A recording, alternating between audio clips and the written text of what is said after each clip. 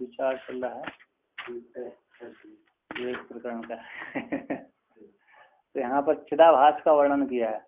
चिदाभास किसको बोलते हैं? चिदाभासांत देववृत्त ज्ञानम लोहांत कुंतवत। चिदाभास का एक लक्षण किया है।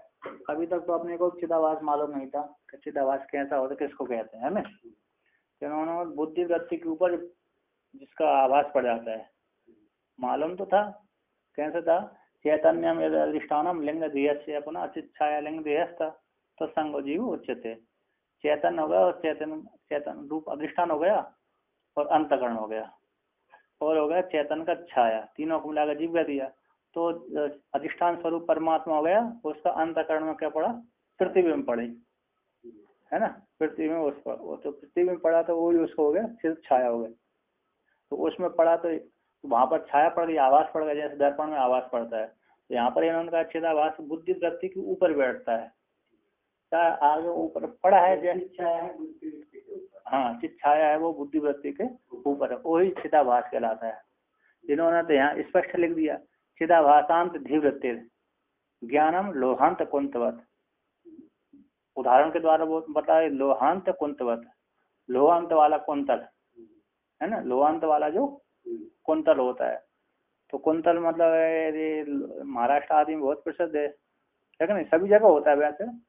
जैसे कुल्हाड़ी के ऊपर जो बड़ा वो कुल्हाड़ी आप पजवाने जाते हैं ना, तो वहां पर एक इस्पात दूसरा लोहा लगाते हैं। वो लोहा तो रहता ही है वो, लेकिन एक दूसरा लोहा भी चढ़ा देते हैं, पान चढ़ा देते हैं ना, बोलते हैं पान चढ़वाला। तो पान चढ़वाला मतलब विशेष लोहा उसमें लगा देते हैं, जिससे वो दीर्घ काल तक उसमें धार बनी रहती है नहीं।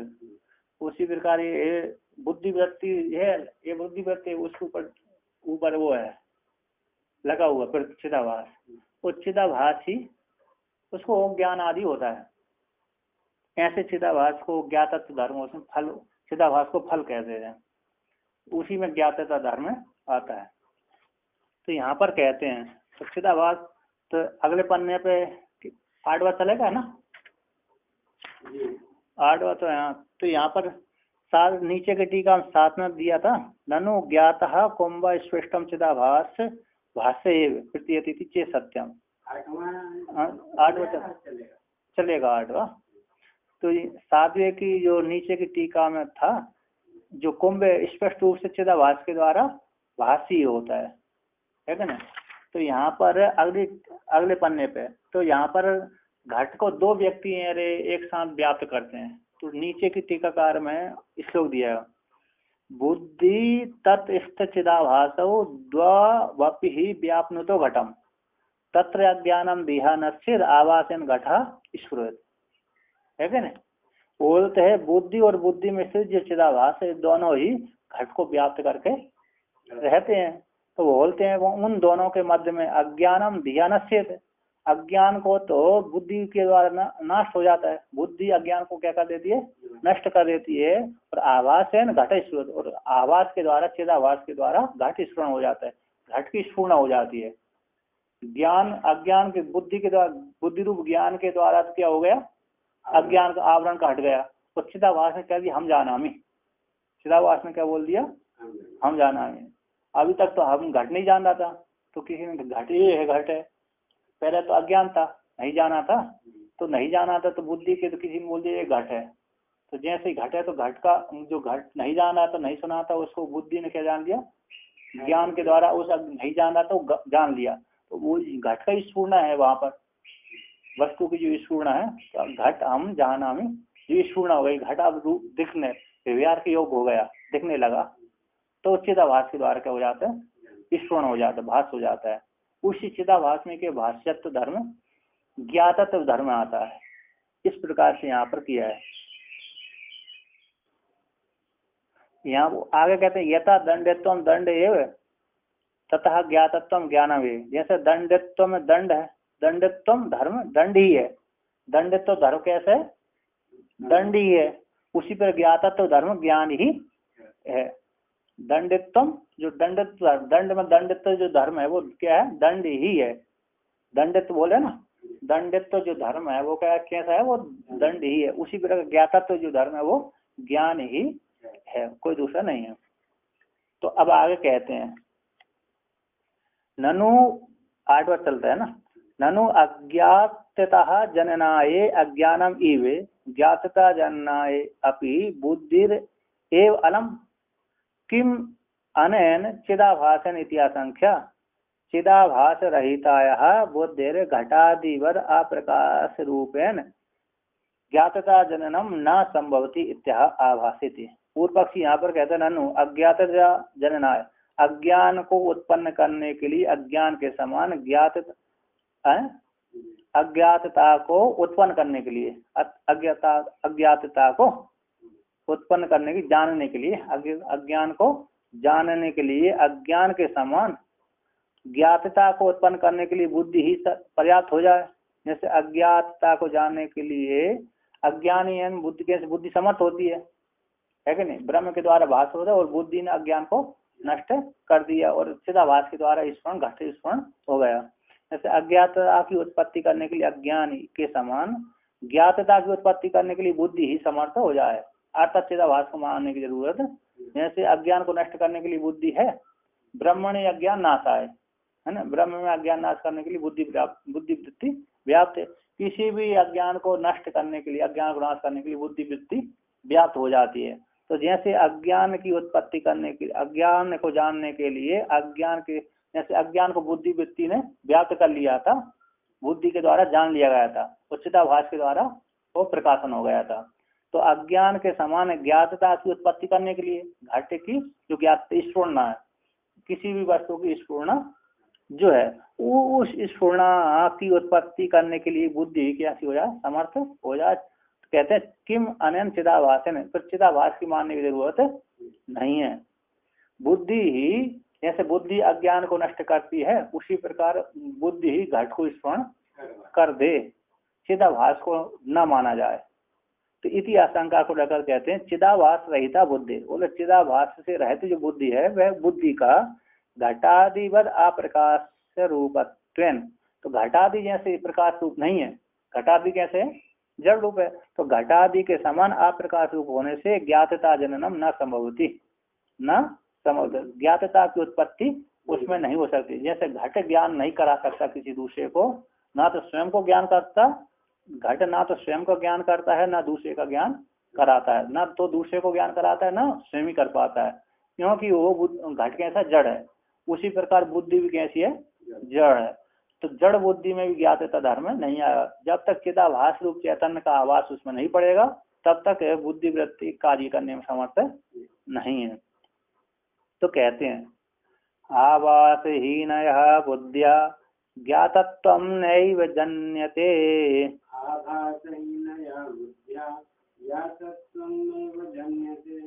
तादृग बुद्धिर्विशेषः को वृतः देस्याद् विकारिणः।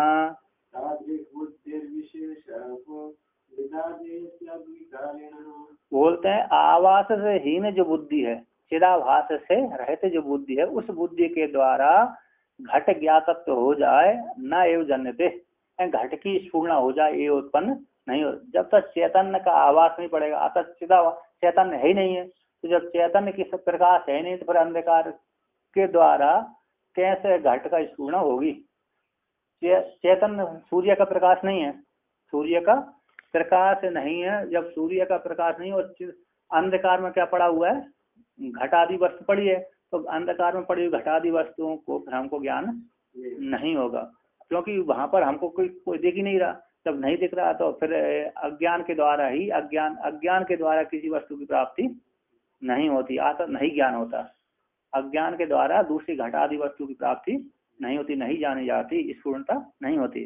तो आवास से हीन जो बुद्धि है उस बुद्धि के द्वारा ज्ञातत्व नैव जनते, ज्ञातत्व धर्म उत्पन्न नहीं, तो अतः ज्ञान की उत्पत्ति नहीं होती। क्यों नहीं होती? क्योंकि बुद्धि भी उस काल में कैसी होती है जड़ होती है, अतः उसमें चैतन्य का आवास नहीं रहता। तो चैतन्य के आवास न होने से बुद्धि में ज्ञातत्व धर्म नहीं आता, अतः घट की स्फुरणता उसमें नहीं होती। घट का स्फुरण जो होता है कि मैंने जान लिया, हम जाना हमें जो होता है, ऐसा उसमें स्फुरणा नहीं होती। तो तादृक बुद्धि विशेषा, तो यदि तादृक जो बुद्धि विशेष है आवासहीन बुद्धि विशेष, ऐसे बुद्धि का को मृदादि स्याद विकार, विकारी जो मृदादि है, मृत पिंड आदि घटादि है, उसमें क्या विशेषता रहेगी। जैसे मृत पिंड आदि कुछ भी अपने का ना तो बोध करा पा, अपने को बोध करते हैं ना दूसरे को बोध कराते हैं, उसी प्रकार बुद्धि में भी और घटादि में क्या विशेषता रहेगी, अर्थात कुछ ही विशेषता नहीं है। आवास से चिदाभास से हीन बुद्धि और घट में कोई विशेषता नहीं है। जब चिदाभास से हो जाती है बुद्धि तो विशेषता हो जाती है कि घट का स्फुरण, अज्ञान को नाश कर दिया और घट की स्फूर्णता हो जाती है चिदाभास के द्वारा। तो ये है।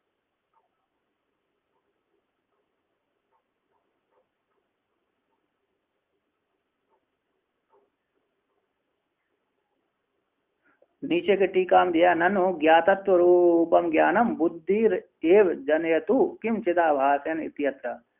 ज्ञातत्व रूप जो ज्ञान है ना, ज्ञातत्व धर्म रूप जो ज्ञान है, बुद्धि उत्पन्न कर दे, चिदाभास को द्वारा न माना जाए, है क्या नहीं। तो नहीं, आवास से हीन बुद्धि के द्वारा कुछ भी नहीं होता। तो आगे कहते हैं हाँ ज्ञात है, तो चिदाभास रहित बुद्धि व्याप्त घटस्य ज्ञातत्व अभाव दृष्टान्त प्रदर्शन स्पष्ट है। मतलब चिदाभास से रहते, तो चिदाभास से रहते बुद्धि व्याप्त घट का, बुद्धि के द्वारा व्याप्त घट, उस घट का ज्ञातत्व के अभाव को, ज्ञातता का अभाव है बुद्धि में, ऐसे दृष्टांत प्रदर्शन के द्वारा स्पष्ट करके दिखलाते हैं। कहते हैं ज्ञात इत्युच्यते कुंभो मृदः लिप्तो न कुत्रचित्,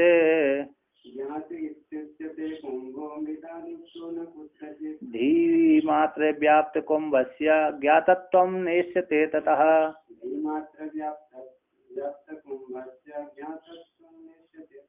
बोलते हैं कुंभ को मैंने जान लिया, मृदः लिप्तो न कुत्रचित्, है ना। बोलते हैं मिट्टी के द्वारा लेपा पोता हुआ, मिट्टी के द्वारा लेपे पोते हुए घट को मैंने जान लिया, ऐसा कहीं पर भी प्रयोग नहीं होता। चित्र को तो जान लिया, किंतु मिट्टी के द्वारा लेपा पोता हुआ घट को जो वर्तुलाकार है, ऐसा घट प्रयोग में आ जाए, पानी को भरने के काम में आ जाए, ऐसा नहीं होता। बोलता ज्ञात इति उच्यते कुंभो मृदः लिप्तो न कुत्रचित्, कहीं पर भी मिट्टी के द्वारा लिपा हुआ कुंभ ज्ञात है, ऐसा कहीं पर भी नहीं देखा जाता, है कि नहीं। मिट्टी के द्वारा लिप्त होता हुआ, मिट्टी के द्वारा आकृति बना दी अथवा घट बना दिया, ऐसे मिट्टी के द्वारा लेप दिया, मतलब लेप कर दिया, घट का नाम लिख दिया, घट का नाम लिख दिया ना, दीवार में लिख दिया अथवा जमीन पर लिख दिया, ऐसा कर दिया जो भी, तो लिप दिया, लिप्त कर दिया। तो मिट्टी के द्वारा लेपा गया जो कुंभ, ऐसा कुंभ मैंने जान लिया, ऐसा कहीं पर भी नहीं देखा गया। वो तो बुद्धि मात्र व्याप्त कुंभस्य ज्ञातत्व न इष्यते, तो धी मात्र व्याप्त कुंभ का कहीं पर भी स्वीकार, बुद्धि के धी मात्र है ना, बुद्धि मात्र व्याप्त कुंभ की ज्ञातत्व धर्म कहीं पर भी स्वीकार नहीं किया गया। जैसे ज्ञान तो हो गया, मैंने जान लिया, लेकिन व्यवहार के योग्य वो नहीं होता। जैसे मृग तृष्णा भसी स्नाता खा पुष्प कर सेकरा, ऐसा बंध्या सुतो आती शस्त्र धर्म धरा। तो मृग तृष्णा के जल में व्यक्ति स्नान करके आया, मृग तृष्णा के जल में बंध्या का पुत्र स्नान करके आया, और खा पुष्प कर सेकरा, आकाश की उसने माला आकाश के पुष्पों को तोड़ करके उसने माला बनाई, और खरगोश के सींग का एक धनुष बनाया, और खरगोश के सींग का धनुष बना करके आकाश की पुष्प की माला को पहन करके मृग तृष्णा के जल में स्नान करके बंध्या का पुत्र आ रहा किसे, दूसरे राजा से युद्ध करने के लिए, है कि नहीं। तो वस्तु सुनो विकल्प, शब्द ज्ञानानुपातो वस्तु, शब्द ज्ञानानुपाती वस्तु सुनो विकल्प। शब्द के अनुसार ज्ञान तो हो रहा है हमको, किंतु वस्तु वहां पर नहीं है, क्योंकि मृग तृष्णा का जल भी नहीं होता, और आकाश का पुष्प भी नहीं होता, और खरगोश का सींग भी नहीं होता, बंध्या का पुत्र भी नहीं होता, लेकिन शब्द के अनुसार ज्ञान तो हमको हो रहा है। बोलते ज्ञाता तो घट मिट्टी का के द्वारा लिपा हुआ मात्र घट व्यवहार के योग में नहीं आता, ऐसा कहीं भी नहीं देखा जाता कि मिट्टी का के द्वारा लिपा हुआ कुंभ ज्ञात होगा, ऐसा कहीं पर भी नहीं देखा गया। और धी मात्र व्याप्त कुंभ का ज्ञातत्व भी नहीं स्वीकार किया गया है कि नहीं। तो टीकाकार यहाँ पर कहते हैं, बोलते हैं लोके कुत्र चेत घटो मृदः शुक्ल कृष्ण रूपः लेप्तो लेपनम प्राप्तो ज्ञात इति न उच्यते यथा ततः चिदाभास रहित बुद्धि व्याप्तस्यापि कुंभस्य ज्ञातत्व न अभ्युपगम्यते इति भाव।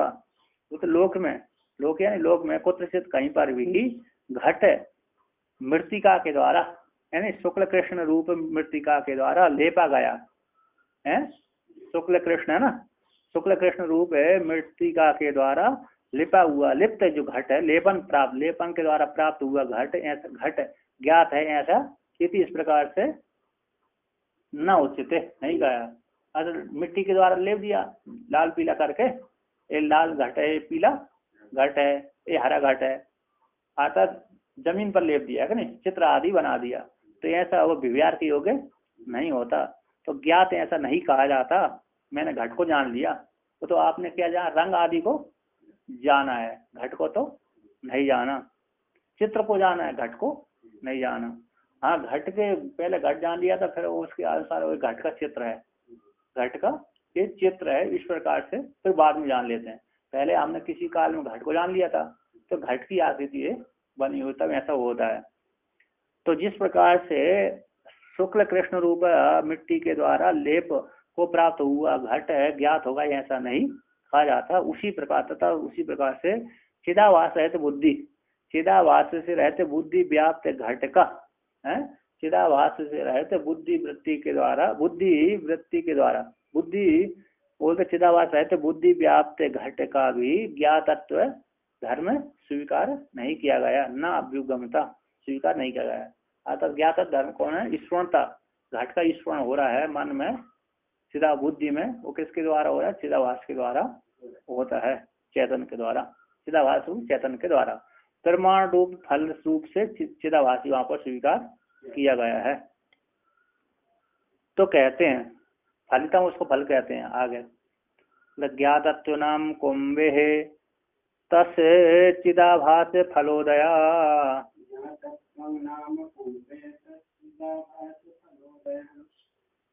न फलम ब्रह्म चैतन्यम मानात् प्रागपि सत्तुतः। कहते हैं जिस हेतु से बुद्धि वृत्ति के द्वारा अरे घट की ज्ञातता न होने से, ज्ञातत्व धर्म में बुद्धि वृत्ति के द्वारा न होने से चिदाभास के द्वारा ही फल से स्वीकार किए जाने से ज्ञातत्व नाम कुंभ में ज्ञातत्व नाम चिदाभास रूप फल की उत्पत्ति बुद्धि के द्वारा व्याप्त कर लिया, बुद्धि वृत्ति के द्वारा व्याप्त हो गए और उसमें फल रूप से चिदाभास को जैसे बुद्धि ने व्याप्त की उसी समय घट की स्फूर्णता चिदाभास के द्वारा हो जाती है। तो चिदाभास रूप फल का उदय हो जाता है। जैसे बुद्धि वृत्ति गई वहां पर, किसी ने कहा घट ये गया, घट यह घट है, जैसे ही घट किसी व्यक्ति ने बोल दिया अथवा देख लिया, तो जैसे ही साथ साथ दोनों बुद्धि जैसे अंतर्गत जाएगा उसी काल में कौन जा रहा है, चिदाभास भी जा रहा है। घट अपसिन चेतन और चिदाभास अंतर्गण अपसिन चेतन दोनों को मिलकर के ज्ञान हो जाता है। तो किसी ने बोले घट है, तो घट के नाम सुनते ही व्यक्ति ने बुद्धि वहां पर गई, वहीं पर क्या गया, चिदाभास गया। तो बुद्धि ने तो अज्ञान को नष्ट कर दिया, ये घट है, और चिदाभास ने उसको स्वर्ण प्रकाशित, ईश्वर मतलब प्रकाशित कर दिया। तो कहते हैं कुंभ में अतः चित बुद्धि के द्वारा व्याप्त न होने, बुद्धि के द्वारा फल रूप से स्वीकार ज्ञातत्व धर्म स्वीकार न होने से तो कुंभ में जो ज्ञातत्व नाम है वह चिदाभास फल का उदय होता है। चिदाभास फल का उदय ही कुंभ में ज्ञातत्व नाम से होता है कि नहीं। बुद्धि वृत्ति के द्वारा व्याप्त होकर के चिदाभास रूप जो फल है वो घट का स्फूर्णता रूप फल की प्राप्ति होती है। वो फल भी, वो जो चिदाभास जो फल है वह ब्रह्म चैतन्य में नहीं आता। तो फलम ब्रह्म चैतन्यम मानात प्राग अपि सततन, बोलते वो ब्रह्म चैतन्य फल को स्वीकार, ब्रह्म चिदाभास फल को ही स्वीकार किए। घट का स्फूर्णता रूप जो फल है वह चिदाभास को ही स्वीकार, ज्ञातत्व धर्म में किसमें आया है, चिदाभास में, ब्रह्म में नहीं आया। तो बोलते फल रूप से चिदाभास को स्वीकार किया है, वो ब्रह्म चैतन्य को फल रूप से स्वीकार नहीं किया। क्यों नहीं किया गया, क्योंकि ब्रह्म चैतन्य जब घट का स्फूर्णता नहीं होती उससे पहले भी ब्रह्म चैतन्य वहां पर विद्यमान सबका अधिष्ठान रूप जो ब्रह्म है वह घट अंतःकरण का स्फुरणता नहीं होती चिदाभास, जब भी स्फुरणता नहीं होती चिदाभास की उस काल में भी ब्रह्म चेतन अधिष्ठान रूप जो ब्रह्म चेतन है ना, वहां पर घट में भी विद्यमान था, घट का अधिष्ठान भी विद्यमान, घट के अधिष्ठान रूप से भी था और घट में भी था। किंतु जैसे ही विशेष जैसे किसी ने बोल दिया घट है, इस प्रकार से बुद्धि के द्वारा व्याप्त होगा चिदाभास में स्फुरणता, कल बाद में स्फुरण होता है। पहले तो मूल जो अधिष्ठान है वो तो वहां पर पहले से ही विद्यमान है, क्योंकि मूल अधिष्ठान नहीं रहेगा तो यार सत्ता किसी की रहेगी नहीं, है कि नहीं। मूल अधिष्ठान यदि नहीं रहा, ये घट है व्यक्ति, ये अमुक व्यक्ति है, तो उसमें जो अस्थिपन है वो पहले से अधिष्ठान रूप से स्वीकार किया जाता है। आकाश में पुष्प है ऐसा कभी स्वीकार नहीं किया जाता। तो घट अमुक वस्तु वहां पर रखी हुई है, तो रखी हुई में जो अस्थिपना वहां पर पहले से विद्यमान है।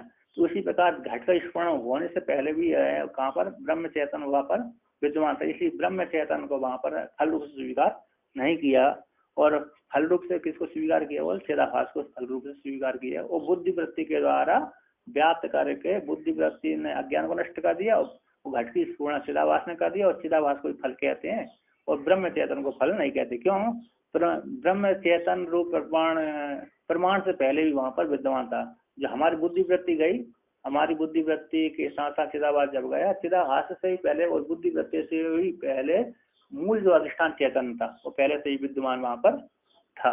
इसलिए बोलते मानात प्राग अपि सत्ता, प्रमाण से प्रमाण वृत्ति से पहले भी मूल अधिष्ठान जो है ब्रह्म चेतन है वहां पर पहले से विद्यमान था, इसलिए ब्रह्म चेतन को फल रूप से स्वीकार नहीं करते, तो फल रूप से चिदाभास को ही स्वीकार करते हैं। यहाँ पर एक श्लोक दिया था, बोलते फल व्याप्तत्वमेवास्य शास्त्रकृत निराकृतम ब्रह्मण्य ज्ञान नाशाय फल वृत्ति व्याप्ति अपेक्षिता।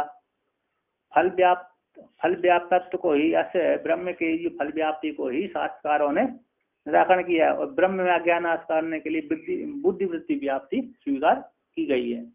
बोलते ब्रह्म की फल ब्रह्म का फल व्याप्ति को शास्त्रकारों ने क्या कर दिया, फल व्याप्ति ब्रह्म को फल रूप से स्वीकार शास्त्रकारों ने नहीं किया गया। तो ब्रह्म में सब अज्ञान नाश करने के लिए बुद्धि वृत्ति की व्याप्ति, बुद्धि के द्वारा व्याप्त होता है, बुद्धि वृत्ति स्वीकार की गई। अतः बुद्धि के द्वारा मैंने ब्रह्म को जान लिया, मैं ब्रह्म हूँ, इस प्रकार से बुद्धि वृत्ति के द्वारा व्याप्त हो जाता है, अर्थात बुद्धि के द्वारा जान लिया जाता है शुद्ध अंतःकरण के द्वारा, किंतु फल रूप से ब्रह्म को नहीं स्वीकार किया। फल तो कौन है, चिदाभास है। तो आगे कहते हैं, टीकाकार कहते हैं यतः केवलाया बुद्धिर ज्ञातत्व जनन असामर्थत्वम अतः कुंभे चिदाभास लक्षणस्य फलस्य उत्पत्तिरेव ज्ञातत्व न प्रसिद्धम इत्यर्थ। यथा जिस हेतु से केवल बुद्धि से ज्ञातत्व जनन सामर्थ्य, ज्ञातत्व धर्म है ना, ज्ञातत्व जनन का सामर्थ्य न होने से, ज्ञान का सामर्थ्य न होने से, ज्ञातत्व है ना, ज्ञातत्व नाम ज्ञान, तो वो ज्ञान की उत्पत्ति की सामर्थ्यता न होने से, केवल बुद्धि में चिदाभास से रहित केवल बुद्धि में ज्ञान की उत्पत्ति करने की सामर्थ्य न होने से, अतः इसलिए कुंभ में चिदाभास लक्षण रूप फल की उत्पत्ति ही ज्ञातत्व नाम प्रसिद्ध है। अतः इसलिए बुद्धि में सामर्थ्य न होने के कारण इसी हेतु से कुंभ में घट में, तो घट में चिदाभास लक्षण जो फल है उस फल की उत्पत्ति ही ज्ञातत्व नाम है। ज्ञातत्व नाम जो ज्ञान है, वह ज्ञान की प्रसिद्धि होती है। अतः घट को जान लिया, हम घटम जानामि, ये जानामि तो चिदाभास फल को ही ज्ञान वहां पर कहते हैं। कुंभ में चिदाभास लक्षण रूपी फल है, उस फल की उत्पत्ति है, फल की जो उत्पत्ति है वो फल की उत्पत्ति ही ज्ञातत्व नाम प्रसिद्ध है, ज्ञान नाम से प्रसिद्ध है। हम घटम जानामि, तो मैं घट को जानता हूँ। यहाँ पर चिदाभास रूप जो चिदाभासी फल रूप से घट को स्मरण करता है, ज्ञान करता है कि मैं घट को जान रहा हूँ। चिदाभास बोलते मैं घट को जान रहा हूँ, और घट रूप से ब्रह्म नहीं जान। अतः घट जो फल रूप से, जहाँ पर जो घट को जान रहा है, ब्रह्म चिदाभास जान रहा है, तो वहां पर ब्रह्म को फल रूप से घट का जो स्मरण हो रहा है, हम जाना, मैं इस घट को स्मरण कर रहा हूँ, यहाँ पर ब्रह्म स्वरूप को यहाँ पर स्वीकार नहीं किया, किंतु किसको किया, ब्रह्म रे चिदाभास को स्वीकार किया है, फल रूप से चिदाभास को स्वीकार किया है। तो आगे कहते हैं यहाँ पर, है ना, तो कहते ननु अथापि चिदाभासो न कल्पनीय, फिर भी चिदाभास कल्पना नहीं करना चाहिए, कल्पना की योग्य नहीं है, क्योंकि ब्रह्म चैतन्य से फल से सद्भावात् ननु, यदि कहते हैं ज्ञातत्व नाम प्रसिद्धम, बोलते चिदाभास लक्षण जो फल है वो फल की उत्पत्ति ही ज्ञातत्व नाम से प्रसिद्ध है लोक में, शास्त्रकारों में बोलते हैं ननु कुंभ में चिदाभास लक्षण जो फल है उस फल की उत्पत्ति को ही ज्ञातत्व नाम यानी ज्ञान नाम से प्रसिद्धि कही गई है। तो इस प्रकार से यहाँ पर कह दी है प्रसिद्धि है, इसलिए कहते हैं ननु अथापि फिर भी चिदाभासो न कल्पनीय, चिदाभास की वहां पर कल्पना फल रूप से ज्ञान रूप से स्वीकार नहीं करना चाहिए, क्योंकि ब्रह्म चैतन्य से फल से सद्भावात, क्योंकि वहां पर घटो अस्थि, तो अस्थिपन है ही, तो घट का घटोपन घट है, तो वहां पर ब्रह्म चैतन्य रूप से फल को स्वीकार कर लेना चाहिए, ज्ञान रूप से फल यानी ज्ञान, ज्ञातत्व नाम जो फल है वो बोलते हैं, क्या बोलते हैं, ज्ञान बोलते हैं। तो ज्ञान, तो वहां पर ब्रह्म चेतन को मूल जो अधिष्ठान रूप चेतन है उस चेतन को ही फल रूप से ज्ञान रूप से स्वीकार कर लेना चाहिए। बुद्धिवृत्ति रूप फल जो फल है, बुद्धिवृत्ति में जो चिदाभास जो फल पड़ा है वो फल को चिदाभास न मान करके वहां पर क्या मान लेना चाहिए, ब्रह्म मान लेना चाहिए, ज्ञान को क्या मान लेना चाहिए, ब्रह्म मान लेना चाहिए। तो बोलते ब्रह्म चैतन्य से फल से सद्भाव, ब्रह्म चैतन रूप फल का ही सद्भाव होने से इतिहास लगाकर न फल, तो ब्रह्म चैतन को फल नहीं कहा गया। क्यों, ब्रह्म वो जब आप प्रमाण, जब हमने बुद्धिवृत्ति को घट के पास ले गए, बुद्धिवृत्ति को चिदाभास से युक्त होकर के जब घट के पास हम ले गए थे, इस घट के जब प्रमाण वृत्ति की उदय हुआ, हमारी प्रमाण जो अंतःकरण की वृत्ति बनी, तो उससे पहले भी वहां पर चिदाभास मूल अधिष्ठान विद्यमान था, इसलिए वो वहां पर मूल अधिष्ठान होने के कारण उसको फल से स्वीकार, फल तो कहते हैं बाद में उत्पन्न होता है, अधिष्ठान तो पहले रहता है। तो कहते हैं फलम ब्रह्म चैतन फलम घटादि स्वर्णम न भवति इत्यथा, बोलते हैं ब्रह्म चेतन रूप ब्रह्म जो चैतन्य है वह घटादि स्वर्ण रूप फल नहीं होता इति कुतः इत्यथा, कहता हा माना प्राग अभी सत्य, प्रमाण से वह पहले था। तो टीकाकार आगे कहते हैं तब मानात प्राग अपि प्रमाण प्रवृत्ति है पूर्वम अपि विद्यमानात फलस्य तु तद उत्तरकालीनत्व नियमात इति भावा। तो मानात है, मानात प्राग अपि प्रमाण से पहले भी, इन प्रमाण प्रवृत्ति से पूर्व, प्रमाण की प्रवृत्ति से पूर्व यानी पहले ही विद्यमान होने से, कौन, ब्रह्म चैतन, प्रमाण प्रवृत्ति से, प्रमाण की जब प्रवृत्ति हुई, प्रमाण की जब प्रवृत्ति हुई, घट को किसी ने कहा घट देखिए, घट इधर है, हमने नहीं जाना तो घट हम देखने के लिए चले गए, हम देखने के लिए उधर गए, तो हम गए या तो नहीं गए, तो हमारी बुद्धि वृत्ति वहां पर चिदाभास के साथ साथ रुकते जा रहे थे। किसी ने पूरा कर घट इधर है तो है, उसमें अस्थिपना तो पहले से विद्यमान था ही। तो मतलब माना प्राग अपी, मतलब माना प्राग प्रमाण प्रवृत्ति से पूर्व ही जो ब्रह्म चेतन है वो विद्यमान होने से, और फल कहते हैं, किंतु जो फल है तद उत्तरकालीन, जब हमने घट को जान लिया, घट की स्फुरण हो गई, तब बाद में स्वीकार, फल को स्वीकार कर लेते हैं, तो स्फुरण ही फल हो गया। किंतु कहते हैं फल का तद उत्तरकालीनत्व नियम, फल का कैसे उत्तरकालीन रूप से, उत्तरकालीन घट को जान लिया उस काल में फल उसे स्वीकार किया जाता है, फल बाद में मिलता है। जैसे हम पहले कर्म करेंगे फिर बाद में फल की प्राप्ति होगी, बिना कर्म की हमको फल की प्राप्ति नहीं होती। वस्तु का ज्ञान कब होगा, जब हम जान लेंगे। पहले सामान्य ज्ञान किसके द्वारा, ब्रह्म के द्वारा प्रकाशित हो जाता है, और विशेष ज्ञान किसके द्वारा होगा, चिदाभास फल के द्वारा प्राप्त होता है। तो इसलिए फल का कहते हैं टीकाकार करना, किंतु जो फल है वह फल तो तद उत्तरकालीनत्व नियमात, उत्तरकालीन रूप से स्वीकार करते हैं, अगर उत्तरकालीन में देखा जाता है, पहले नहीं देखा जाता, पहले फल को स्वीकार नहीं करते, क्या पहले कर्म किया ही नहीं हो पहले फल की प्राप्त हो जाते हैं, संभव नहीं है। तो कहते हैं यहाँ पर नीचे, यहाँ दूसरी टीका में कहते हैं निगमयति ज्ञातत्वमेति, कहते हैं चिदाभास, चिदाभास है ना, तो चिदाभास ये फलम प्रमाण फलम तस्य उदय इत्यर्थ। चिदाभास ही फलम एवं प्रमाण फल है। चिदाभास ही कैसा फल का अर्थ कर, चिदाभास ही फल एवं प्रमाण फल है। तस् उस प्रमाण फल का उदय है, तस् उससे प्रमाण का फल उदय होना ही घट का स्फुरता है। तो उसी में ज्ञातत्व, ज्ञातत्व नाम, ज्ञातत्व धर्म कहा गया था। फल को ही ज्ञातत्व धर्म से ज्ञातत्व ज्ञान रूप से स्वीकार, चिदाभास को ज्ञान रूप से स्वीकार किया गया है और चिदाभास को फल रूप से स्वीकार किया है, न ब्रह्म चैतन्य को फल रूप से स्वीकार नहीं किया गया। यहाँ आगे ननु ब्रह्म चैतन्य एवं घटादि अधिष्ठान भूत भवतु फलमिति। कहते ब्रह्म चैतन्य को ही घटादि के अधिष्ठान भूत रूप से फल हो जाए, चित्र धरना। कहते न ब्रह्म चैतन्य को फल रूप से स्वीकार नहीं करते। तो उसमें हेतु यदि प्रमाण से पहले भी वो ब्रह्म चैतन्य विद्यमान था। तो आगे कहते हैं ननु ननु इदम पराग अर्थ प्रमेयसु इत्यादि सुरेश्वर वार्तिक विरुद्धम इति आशंका तद विवक्षा अनभिज्ञस्य इदम चोद्यम इति पर्याप्ति। कहते हैं पूर्व पक्ष यहाँ पर कहते हैं ननु इदम है, जो है इदम यानी दृश्यमान जगत है, जो इसका जो ज्ञान होता है।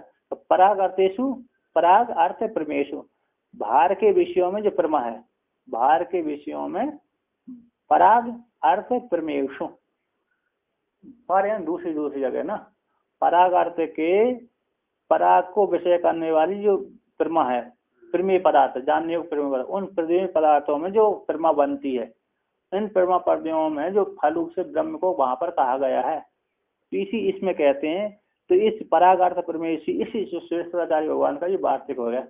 इस वार्तिक में इत्यादि सुरेश्वर वार्तिक के विरुद्ध की आशंका को लेकर कहते हैं उनकी, तो सिद्धांत यहाँ पर कहता है कि उनकी उस वार्तिक की विवक्षा को न जान करके इदम चोद्यम पर्याप्ति है शंका उठाते हैं, उस शंका को क्या करते हैं यहाँ पर समाधान करते हैं। तो कहते हैं परागार्थ प्रमेयेषु यः फलत्वेन सम्मतः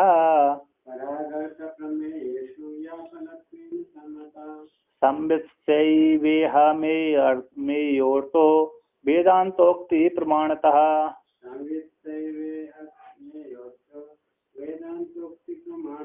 कहते हैं परागार्थ प्रमेयेषु या फलत्वेन सम्मतः, पर वाले पर यानी भार को विषय करने वाले घटपट आदि जो पदार्थ हैं, घटपट आदि जो पदार्थ हैं, उन पदार्थों में प्रमा के विषय बनने वाले जो पदार्थ, उन पदार्थों में यह जो ज्ञान होता है फल रूप से जो ज्ञान को स्वीकार किया गया है, फलत्व से ज्ञातत्व लक्षण रूप से और प्रमाण फल चैतन्य के द्वारा, प्रमाण फल रूप चैतन्य चिदाभास के द्वारा जो सम्मित स्वीकार की गई है वह सम्मित है। बोलते यह सम्मता सम्मित, जो प्रमाण के फल रूप से सम्मित स्वीकार गई है, सब ही सम्मित यहाँ अस्मिन इस पंचदशी में भी में अर्थ जानने योग्य है, विषय जानने जो वेदांत उक्ति प्रमाण,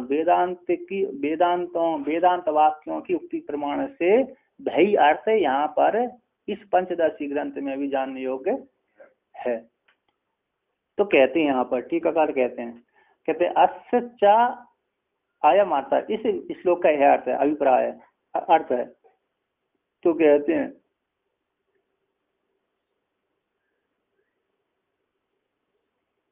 बोलते हैं सुरेश्वर साकम विरोधम दर्शित तद वार्तिकम पठते। अच्छा वार्तिक ही है ये सुरेश्वराचार्य भगवान का कैसा है वार्तिक है क्या नहीं। नीचे टीकाकार ने ननु एवं यदि प्रमाण जन्य अंतःकरण वृत्ति अभिव्यक्तम, प्रमाण जन्य अंतःकरण वृत्ति अभिव्यक्तम चिदाभास चैतन्य फलम न तू ब्रह्म चैतन्य फलम इति चेत। कहते प्रमाण से उत्पन्न होने वाली अंतःकरण की वृत्ति से अभिव्यक्त, अंतःकरण वृत्ति से अभिव्यक्त चिदाभास रूप चैतन्य को ही फल रूप से स्वीकार किया गया है, ना तो ब्रह्म चैतन्य को फल स्वीकार नहीं किया। इति चेत ऐसा कहते हो तो सुरेश्वर वार्तिक के साथ विरोध होता है। सुरेश्वराचार्य भगवान के वार्तिक के साथ क्या होता है विरोध होता है, इति विरोध होता है। साकम विरोधम इति दर्शन करने के लिए तद वार्तिकम पठति, उस वार्तिक को ही क्या करते हैं पढ़ते हैं। तो वार्तिक ही है। तो कहते हैं इस वार्तिक का अर्थ करते हैं टीकाकार कहते हैं पराग अर्थ भाय घटादय पराग अर्थेषु प्रमेयेषु प्रमाण विषयेषु सस्तु यह प्रमाण फलत्वेन अभ्युतः संबित अस्ति। कहते हैं परागत है। परागत कौन हो गए? भाज्य घटादि पदार्थ हैं। भाई कौन? घटादि जो पदार्थ हैं। तेषु उन घटादि पदार्थों में वो कैसे? प्रमेशु, प्रमाण के जो विषय मानते हैं ऐसे घटादि प्रमेय पदार्थों में प्रमाण के विषयभूत जो होते हैं, घटपट आदि जो प्रमाण के विषयभूत होते हैं, विद्यमान प्रमाण के विषयभूत होने पर, विद्यमान होने पर, या प्रमाण फलत्वेन अभ्युत, जो प्रमाण के फलों से स्वीकार किया गया कौन? चिदाभास को। तो स्वीकार किया प्रमाण के फलों से स्वीकार किए गए जो संबित अस्ति ज्ञान है। चिदाभास को फलों से जो स्वीकार ज्ञातत्व रूप जो ज्ञान है, वो ज्ञान को ही फलों से यहाँ पर प्रमाण का फलों से स्वीकार किया जो संबित ज्ञान है। वह ज्ञान ही जो घटपट आदि में जो ज्ञान है, वह ज्ञान और स ही वह ज्ञान स एक यह अश्विन वेदांत शास्त्र, यही ज्ञान, वही जो घटपट आदि में जो ज्ञान है, अस्थिपन का जो ज्ञान है, सब ज्ञान ही यह अश्विन पंचदशी में और अश्विन वेदांत शास्त्र में, इस वेदांत शास्त्र में वेदांत उक्ति प्रमाण, तो वेदांत उक्ति और प्रमाणों से वेदांत वाक्य लक्षण प्रमाण के द्वारा, वेदांत उक्ति प्रमाण से वेदांतों के वाक्य लक्षण रूप प्रमाणों के द्वारा में अर्थो जानने के योग्य अर्थ है, जानने के योग्य अर्थ है। ब्रह्म अस्ति हम ब्रह्मास्मि, इस प्रकार से जानने के योग्य है। जो वेदांत में कहा गया है वही यहाँ पर जानने के योग्य है। नीचे के टीकाकार में भी दूसरे प्रकार कहते हैं। अब परागार्थ है, बोलते परागार्थ कहते हैं प्रत्येक अर्थीभूत आत्मभिन्ना। परागार्थ का अर्थ क्या है? प्रत्येक अर्थीभूत आत्मा से जो भिन्न है। सर्वेपि अनात्म पदार्थ, सर्वेपि जो अनात्म पदार्थ है वो कौन से? कुंभाद है, कुंभ आदि घटपट आदि है। तद लक्षणानि, तद उसके स्वरूप वाली जो प्रमेयाणी है, ब्रह्मा के विषयभूत योग्यानि अज्ञात घटादि से अक्षिण चैतन्यानि, तेसु उन चेतन आदियों में जो संबित है, चिति है, वो चिति है चिदाभास, वो फल रूप से ज्ञातत्व लक्षण रूप फल रूप से यानी प्रमाण फल चेतन के द्वारा सम्मत चिदाभास के रूप से स्वीकार की गया है, सम्मत है, सर्वाभियुक्त मान्य, सभी के द्वारा स्वीकार किया गया है, सभी वादियों के द्वारा स्वीकार की गई अस्थि है। सब यही जो ज्ञान से फल स्वीकार, ज्ञान को फलों से प्रमाण फल चेतन उससे स्वीकार किया गया है, वह ज्ञान है ना। सब ज्ञानी संबित यह अद्वैत शास्त्र में, वह ज्ञान ही यहाँ पर संबित यह सब ही संबित यह अद्वैत शास्त्र में, वेदांत में। तो वेदांत में कहते हैं अयम आत्मा ब्रह्म है, जो आत्मा ब्रह्म है इत्यादि उपनिषद महावाक्य एक जन प्रमाण वृत्ति से, वेदांत मतलब अयम आत्मा ब्रह्म इत्यादि उपनिषद महावाक्य एक जन प्रमाण वृत्ति से जो अर्थ जानने योग्य है, वही अर्थ इसमें भी स्वीकार किया गया है। में यानी प्रमिति के विषय करनी हो, प्रमा के विषय करने की योग्य जो अर्थ है वह अर्थ यानी अद्वैत ब्रह्म लक्षण जो अर्थ है वही अर्थ है यहाँ पर जानने के योग्य है।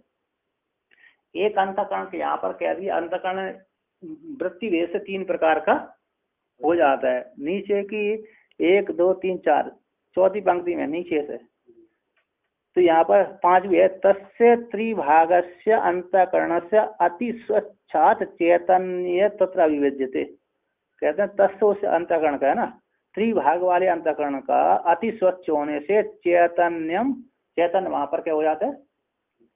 अभिव्यक्त हो जाता है। कहता है तस्य अभिव्यक्त चैतन्य का, तस्य अभिव्यक्त से चैतन्य से एकत्वे भी, एक होने पर भी अभिव्यंजक अंतःकरण भाग वेदा त्रिधा व्यपदेशो भवति। कहते तस्य अभिव्यक्त चैतन्य का एक होने पर भी उसको अभिव्यक्त करने वाला जो अंतःकरण, उस अंतःकरण के भाग भेद से 3 प्रकार का हो जाता है। तो कहते हैं 3 प्रकार से व्यपदेश वहां का होता है। तो कहते हैं कर्ती भाग अवच्छिन्न चिदांश प्रमाता, कर्ती भाग से अवच्छिन्न, कर्ता भाग से अवच्छिन्न होकर के चिदांश कैसा हो जाता है? प्रमाता बन जाता है। और क्रिया भाग से अवच्छिन्न चिदांश कैसे हो जाता है? प्रमाण हो जाता है, वो चिदाभासी है। और विषयगत अभिव्यक्ति योग्यत्व भाग अवच्छिन्न चिदांश से प्रमिति किया जाता है। मतलब विषयगत, विषय से प्राप्त होने वाला अभिव्यक्ति की योग्य, अभिव्यक्ति के योग्यत्व भाग से अवच्छिन्न जो चिदांश क्या हो जाता है? प्रमिति हो जाता है, ज्ञान हो जाता है। और प्रमेय के तो कहते हैं वो प्रमेय, अच्छा ज्ञान हो गया, प्रमाता प्रमाण प्रमेय, तीनों त्रिपुटी हो जाते हैं। और प्रमेय तो कहते हैं प्रमेयम तो विषयगत ब्रह्म चैतन्य को ही विषयगत प्रमेयम विषयगत ब्रह्म चैतन्यम एव अज्ञानम तद ही ज्ञातत्वम सत फलम इति। जो प्रमेय कैसा विषयगत ब्रह्म चैतन्य अज्ञान होगा उसी का ही ज्ञातत्व कैसा हो जा सत फल वाला हो जाता है। इस प्रकार से यहाँ पर वर्णन किया था, है कि नहीं। तो आगे कहते हैं, तो कहते हैं इति वार्तिक, इति यहाँ पर है प्रतीक नहीं है ना, हाँ नहीं इत्यनेन क्या, हाँ मतलब ये बोल रहा हूँ बात प्रतीक नहीं लिया, मतलब उसका उठाया नहीं। तो बोलते यहाँ पर जो आपने चिदाभास को अलग कर दिया और ब्रह्म को अलग कर दिया, फल को अलग कर दिया और ब्रह्म को अलग कर दिया, ये आपने कैसे जाना, आपने कैसे जाना। तो बोलते सुरेश्वराचार्य भगवान ने ब्रह्म चेतन को तो अलग कर दिया और फल चेतन को अलग कर दिया, तो उन्होंने कैसे जाना। तो उन्होंने कहा, तो ग्रंथकार कहते हैं उन्होंने अपने गुरु, उनके जो गुरु है आदि गुरु शंकराचार्य भगवान ने, उन्होंने उपदेश शास्त्री में ब्रह्म चैतन्य को और फल चेतन को अलग अलग रूप से स्वीकार किया है। अर्थात चिदाभास को और ब्रह्म को अलग अलग रूप से स्वीकार किया गया है। तो कहते हैं इति वार्तिक कारेण चित्त सादृश्यम विवक्षितम,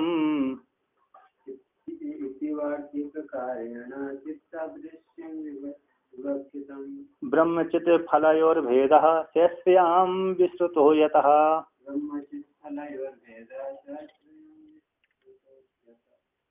तो कहते हैं इति इस प्रकार से वार्तिककार के द्वारा सुरेश्वराचार्य भगवान के द्वारा चित्त सादृश्यम विवक्षितम, चैतन्य के सादृश्य प्रमाण चैतन्य की विवक्षा करके कहा गया, प्रमाण चैतन्य को कहा गया, चित्त के चैतन्य के सादृश्य ब्रह्म चैतन्य के सादृश्य चिदाभास को वर्ण फल रूप से स्वीकार किया गया है।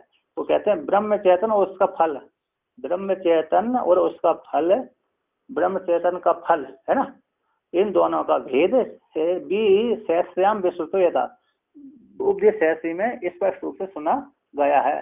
जिन्होंने कहते वार्तिककार ने चेतन के सादृश्य चिदाभास को कैसे अलग अलग रूप से फल रूप से स्वीकार कैसे किया गया, कहते उनके जो गुरु हैं आदि गुरु शंकराचार्य भगवान है, उन्होंने उपदेश शास्त्री में तो अच्छी फल चेतन को और ब्रह्म चेतन को अलग अलग रूप से स्वीकार किया गया है, इसी उन्होंने भी यहाँ पर उसी की व्यवस्था लेकर के कहा गया।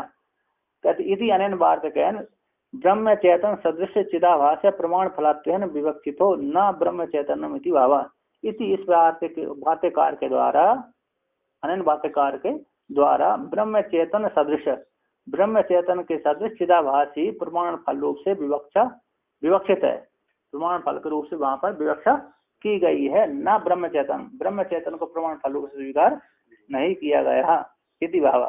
तो कहते हैं वार्तिकाराणाम ईदृशा विवक्षा कुतो अपगम्यता। तो वार्तिकार भगवान की इस प्रकार की विवक्षा किस प्रकार से जानी गई है, कैसे उन्होंने इस प्रकार की विवक्षा की है, इति आशंका को लेकर कहते हैं तद गुरु भी श्रीमद आचार्य उपदेश शास्त्र्याम ब्रह्म चैतन्य चिदाभास और भेदस्य प्रतिपादितत्वात् इत्यः।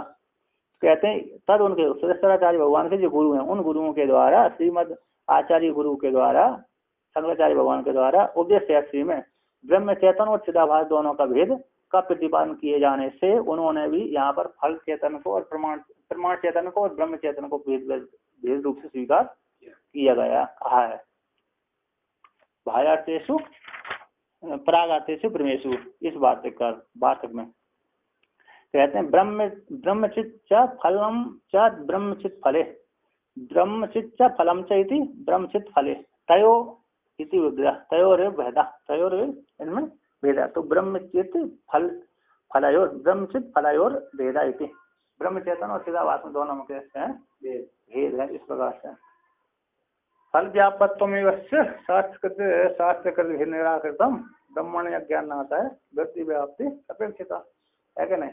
फल रूप से चिदाभास को स्वीकार किया गया है वहां पर। ये तो ये बात ये श्लोक तो कहीं दूसरे पहले का है,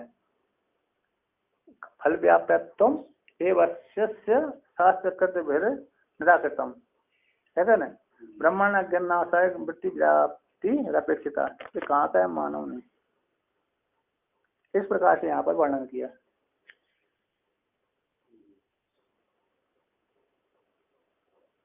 कर्ण ऐसा लिखा तो नहीं इसमें। ननु एवं वेदांत कल्पलतायाम श्रीमद सूर्य सरस्वती भीर एतद वार्तिकम ब्रह्म चैतन्य परम ही वर्णितम, एतद वार्ता को ब्रह्म चैतन्य परक ही वर्णन करते हैं। तथा पुनरअपि विरोधात तद अवस्था तदेता तथा ब्रह्मणि वृत्ति व्याप्ति प्रकृत्या उक्तम। तो ये उनका नहीं है, ये उनका नहीं है, दूसरी जगह का है। चलो जहाँ का हो गया कि नहीं। कर्णम कर्म कर्ता च क्रिया स्वप्ने फलम चि जागृत ये तो दृष्टा। कर्णम कर्म कर्ता च क्रिया स्वप्ने फलम चि।